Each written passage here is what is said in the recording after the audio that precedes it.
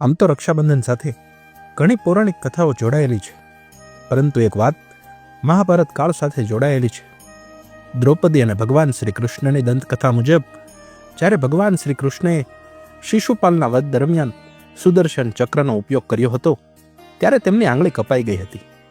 જ્યારે દ્રૌપદીએ આ જોયું ત્યારે તેણે તરત જ તેની સાડીનો પલ્લુ ફાડી નાખ્યો અને ભગવાન કૃષ્ણની આંગળી પર બાંધી દીધો. ભગવાન દ્રૌપદીના આ ભાવથી ખૂબ જ પ્રસન્ન થયા અને જીવનભર તેનું રક્ષણ કરવાનું વચન આપ્યું. ભગવાન કૃષ્ણે દ્રૌપદીને કહ્યું કે હું તને વચન આપું છું કે ભવિષ્યમાં જ્યારે પણ તને મારી મદદની જરૂર પડશે ત્યારે તું મને યાદ કરીશ તો હું તને મદદ કરવા માટે તરત જ હાજર રહીશ. એવું માનવામાં આવે છે કે આ વચનને કારણે જ્યારે દરબારમાં દ્રૌપદીની નમ્રતાને કોઈ બચાવી શક્યું નહીં ત્યારે એમણે શ્રી કૃષ્ણનું સ્મરણ કર્યું અને ભગવાન તરત જ પ્રગટ થયા અને દ્રૌપદીની નમ્રતાને બચાવી. ત્યારથી આ પરંપરા ચાલી રહી છે.